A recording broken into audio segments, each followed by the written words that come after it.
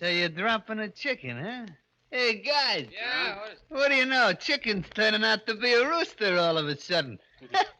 Cock-a-doodle-doo. Cock-a-doodle... In case anybody here is interested, from here on in, the name is just plain Charlie Nix.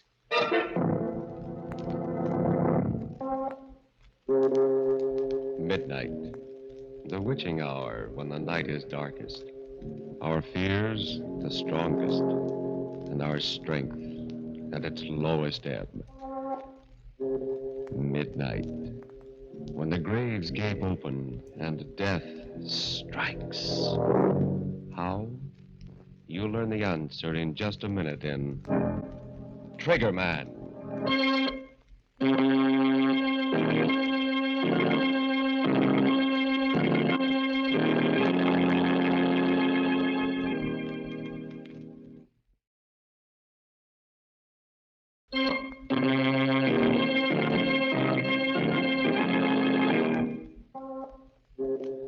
And now, Murder at Midnight. Tales of mystery and terror by radio's foremost mystery writers. Our story, written by Max Ehrlich, is different from any of the other tales you have heard in this program. Its mystery is not that of the supernatural, but of the unknown quantities in the human soul. And so, because it has suspense and complete credibility, we give you Trigger Man.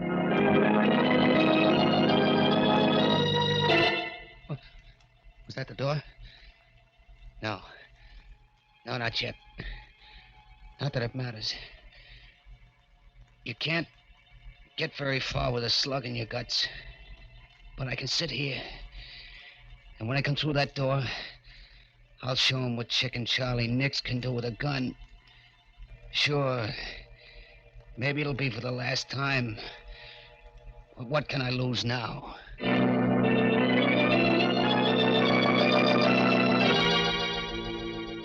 It's funny how it all comes back to you in the end. Just a year and a half ago that it all started. But I remember it like it was yesterday. I was standing back in the doorway waiting for some sucker to come along. It was down at the waterfront and it was plenty dark. I stood there, the rod cold in my hand, waiting. Finally, I heard footsteps. A man and a woman. I waited until they were almost opposite the doorway, and then... Hey, buddy. Got a match? Why, yes, I think so. Never mind. Get your dukes up. Tell him he's got a gun. Oh, stick up, huh? Aren't you smart, sucker? Come on, reach. Get those hands up before I let you have it. Yeah. It's better. Okay, lady, let's begin with you. Oh, Tom, Hand over that purse. Better do as he says, Ann. All right, Tom. Thanks, lady. Thanks very much. Okay, buddy, let's have your wallet. I said come across with your wallet. Not tonight, chicken. What do you mean? Hey, wait a minute. How come you know my name? It's my job to know it. And your face, too. The name's Riley. From headquarters. Tom Riley. Plain clothes. Yeah. Keep up those hands. Keep them up or I'll drill you. I know you won't, chicken. Tom. Not for a lot more than I've got in my wallet. Tom, what are you doing? He'll kill you. I don't think he will. Will you, chicken? Keep away from me, Flatfoot. Don't come a step nearer, you hear? Another step and I'll splatter you all over the sidewalk. You haven't got the nerve, chicken. You know it and I know it. Now, drop that gun. Keep away, do you hear? I ain't afraid to shoot. I'll tell you, I'll let you have it. Then what are you waiting for? Well, That was for the gun, chicken, and this is for you. No. Hold me up. No, you yellow belly rat. Pull the gun on me, will you?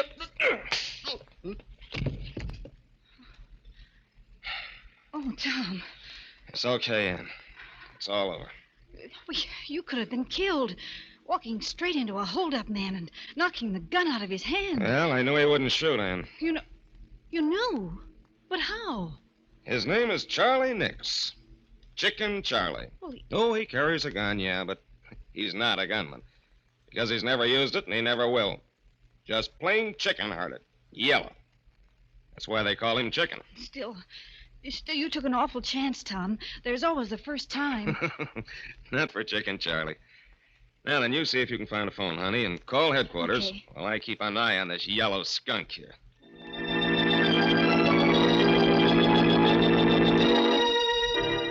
Yeah, that's the way it was. I just didn't have the nerve to put the blast on anyone. Sometimes in my room, I'd put my gun on the table and just look at it. I'd keep thinking, if I only had the nerve, I'd be one of Angelo Donnelly's triggermen instead of his errand boy. The rest of the mob would respect me instead of slapping me around and calling me chicken. That's what got me more than anything else, the way they laughed and called me chicken. It wasn't that I didn't try. That time I held up Riley, I was going to let him have it. I wanted to, but I don't know, at the last minute I got all cold inside. My fingers got stiff and numb. And it cost me a year in the pen.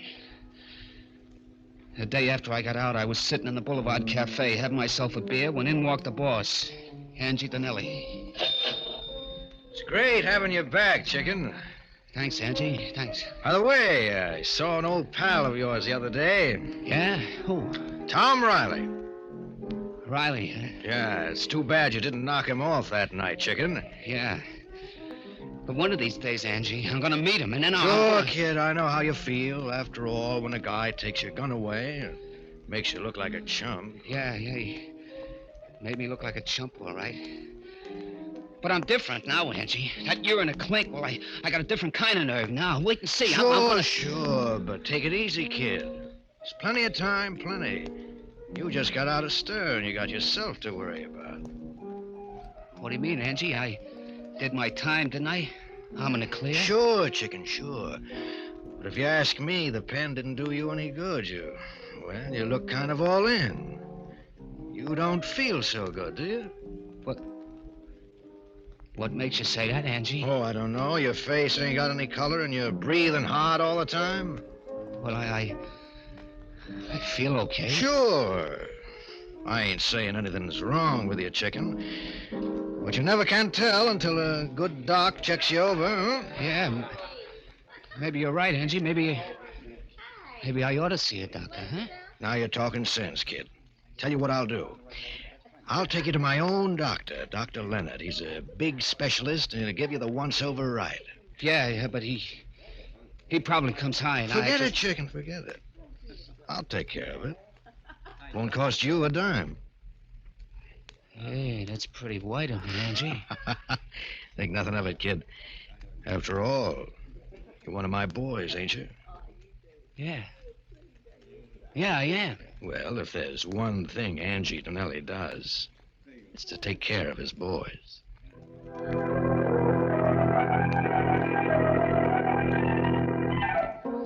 A couple of days later, Angie Donnelly set up an appointment for me with this Dr. Leonard. I went to his office, and he gave me a real checkup from soup to nuts. And when he got through, I didn't like the look on his face. Sit down, Mr. Nix, and let's talk. Doc, what's the matter? Did you find something wrong? Care for a cigarette? Never mind the stolen, Doc. Give it to me straight. Is it good or bad?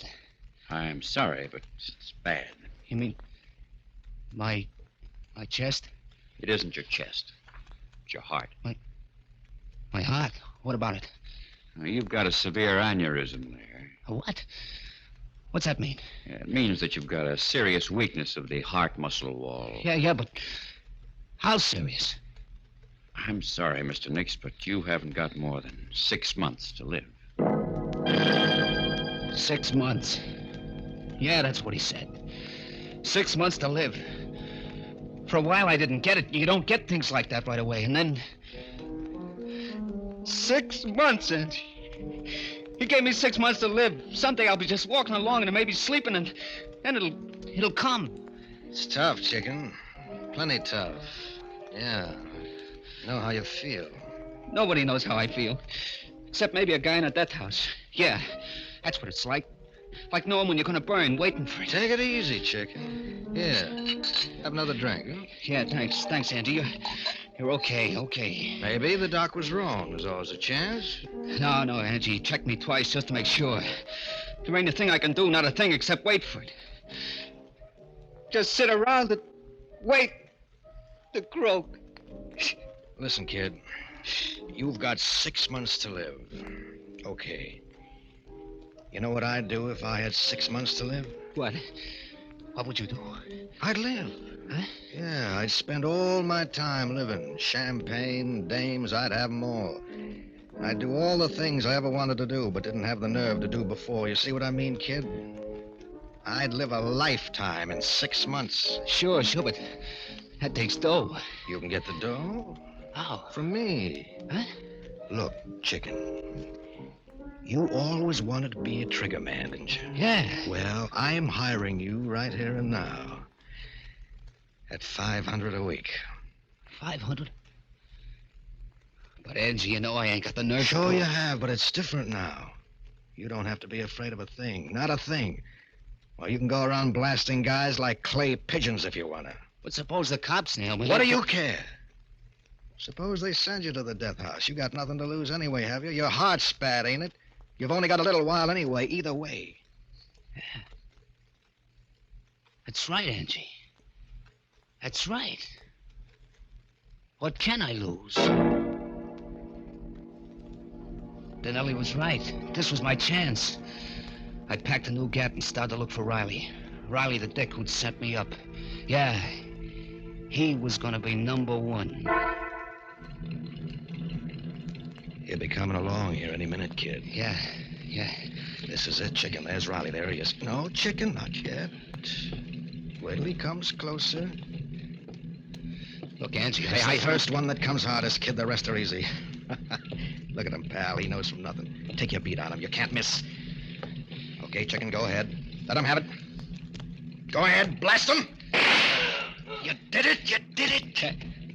Yeah, I guess I did. Flat on the sidewalk, colder than yesterday's hash. You did it, Charlie. Angie, You just called me Charlie. Sure, kid, why not? You're not chicken anymore. Now, maybe we better get out of here.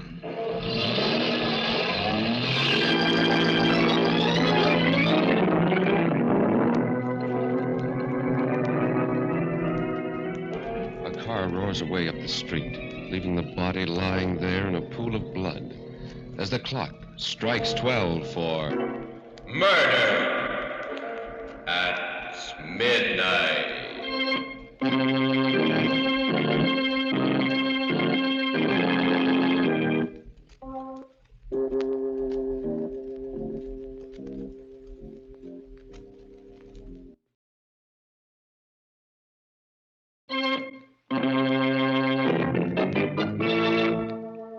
And now, back to Murder at Midnight, to the story of Triggerman.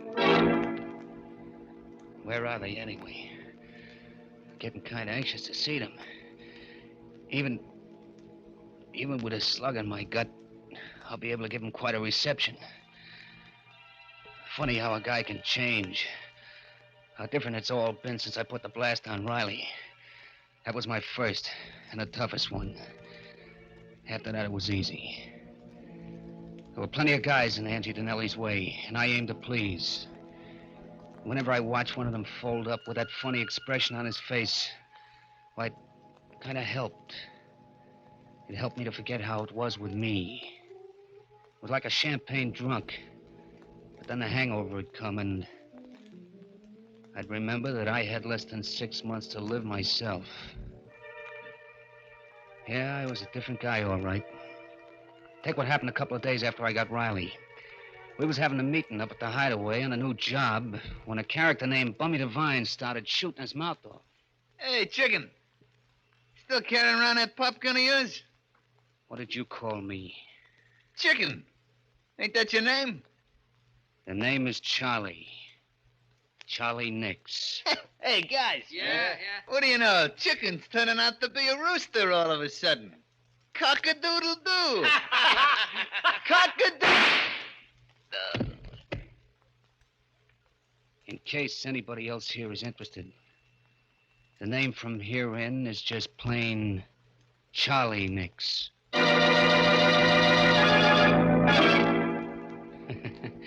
They didn't laugh after that. No one did again, ever. I was it. I took chances where no other trigger man would. Why not? What'd I have to lose? In a few months, I'd be through anyway. There was a difference. Meanwhile, I lived. I painted the town red, bought myself tailored suits, hit the clubs every night, the gambling joints. And the dames, why, I had to fight them off. You can do a lot with $500 a week. Sure, I was hot, plenty hot. The cops couldn't figure out at the beginning who was doing all the fancy gun work, but they were getting warm, and they were getting close. I had to watch myself. And then one night, we were knocking off a fur warehouse. I was in the lookout car out front when suddenly... Hey, Charlie, a prowl car. Yeah, come on, Mike. Let's get out of here.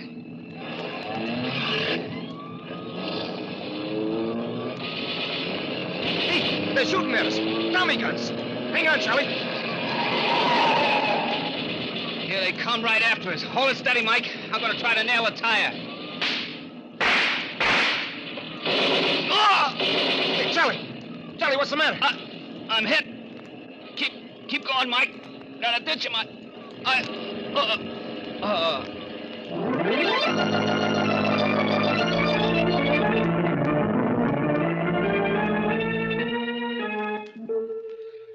When I opened my eyes, there was a smell of chloroform, and the doctor was just putting away some instruments. Mike was there, too, with a gat in his hand, making sure that the doc would cooperate. Hello, Charlie. How do you feel? I don't know. What happened? The doc here just dug a slug out of your chest. Oh. How am I doing, Doc? You'll be all right. Lucky you've got a good heart. Otherwise, you'd never have made it. What? Did you say my heart was good? That's right. But I don't get it. I thought I had a bad ticker. They told me I didn't have more than a few months to live. With that heart, my friend, you can live to be 100. That is, if the police don't interfere.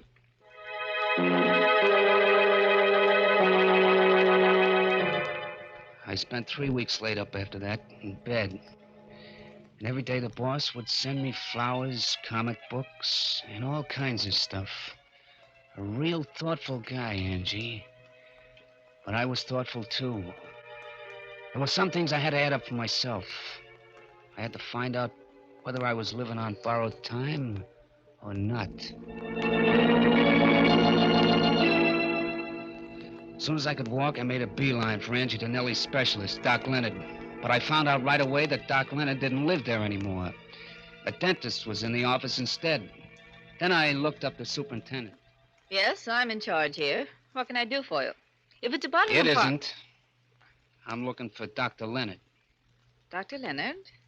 Oh, the one that was in the dentist's office before. That's right. You know where he went? No, he didn't leave any forwarding address. It's a funny thing about him. Yeah? What? Why, he paid us a month's rent in advance and moved in, equipment and everything. But he only stayed 2 days. Moved out at night. No notice, nothing. Just came and went. I see. Never could figure it out. That's the way it was. Sorry I couldn't be of more help, mister. That's okay. You've told me enough. All I want to know. So that was it. I had the answer. I went home, took my old gun out of the drawer, slipped it into my shoulder holster. It felt good there. Just like old times. I was just putting on my hat and coat when the phone rang. Hello. Hello, Charlie. How do you feel? Fine, Angie, fine. Funny thing you calling up just now. Yeah, why? I was just thinking of you. Where are you now? I'm over at my apartment. Listen, kid, do you feel well enough to do a little job for me tonight? I feel fine. Well, that's swell. Drop over to my place right away. Okay, I'll be right over. And, Angie. Yeah? Thanks for everything. The flowers and stuff. Forget it, kid. What's a pal for, anyway? Funny how a guy acts sometimes. I remember in the cab on the way over, I was like ice, cold inside and out. I should have been excited, but I wasn't. I came up to Angie's apartment and knocked on the door. Yeah, who is it? Me, Charlie. Oh, okay. Come on in, Charlie. Yeah, thanks. Well, you're up and around, huh, kid? It's great. Yep. Not that it makes much difference. You see, Angie, my 6 months is supposed to be up tomorrow. Is that right? Yeah, that's right. You know something, Angie? I feel fine. And yet, I'm supposed to croak. Well, it's just like I said, kid. Maybe Doc Leonard was wrong. Yeah, that's what I thought. Maybe he was wrong, made a mistake. Sure. So, this afternoon, I went up to see him. You did, huh? Yeah. And you know what, Angie? He doesn't live there anymore. No. In fact, he only set up practice there a couple of days. Kind of set me to wondering. Uh-huh. Wondering, what? Whether this Doc Leonard wasn't a doctor after all, but just a phony. I don't get it. Why should he be? Suppose you tell me, Angie. I don't know what you mean. Oh? And suppose I tell you, Angie. This Doc Leonard was your boy. Between you framed me with this bad heart gag. You needed a gunster who could take chances, and I was your pigeon. Wait a minute, Charlie. It was easy, wasn't it, Danelli? Talking a chump like me into it. When I thought I only had 6 months to go. You knew I wouldn't be afraid anymore. Sure. What could I lose? And so you got me to do your dirty work for you while you were somewhere else with an airtight alibi. And when the heat was turned on, you knew it'd be on me. You're wrong, kid. You see, you were supposed to live 6 months. And that's all you're going to live. Don't do any reaching, Angie. Don't!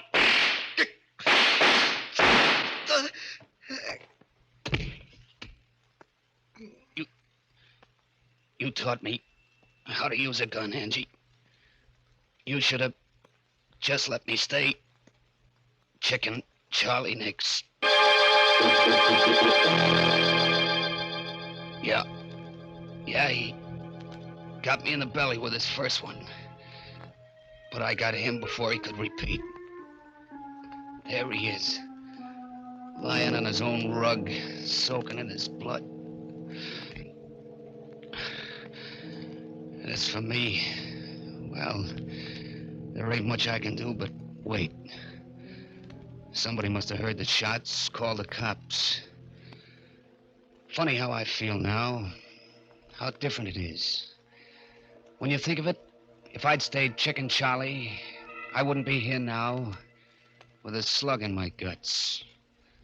Like the doc said, I could have lived to be maybe 100. Well, if it ain't old Chicken Charlie. Hello, copper. What did you call me? Why, we've been looking all over for you, Chicken, but it looks like somebody saved the state some dough. Not yet. I've still got enough stuff to... Stay where you are. Don't come any closer, do you hear? No? Why not, Chicken? Because I'm a killer, that's why. Because I got nothing to live for anyway. And keep away from me, do you hear? Keep away or... Oh, what? Give me that rod. Oh, stop, you can't. Sure I can, punk. Once a chicken, always a chicken.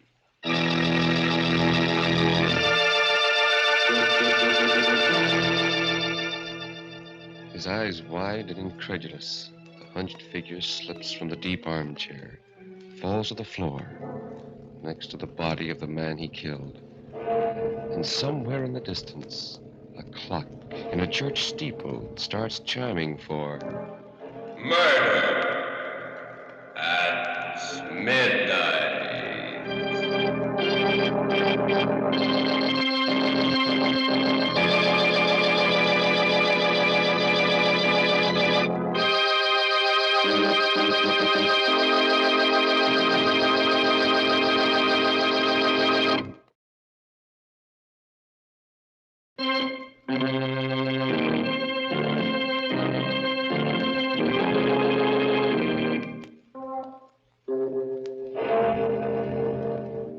Remember to be with us again when death is our unseen guest, and the clocks strike 12 for Murder at midnight.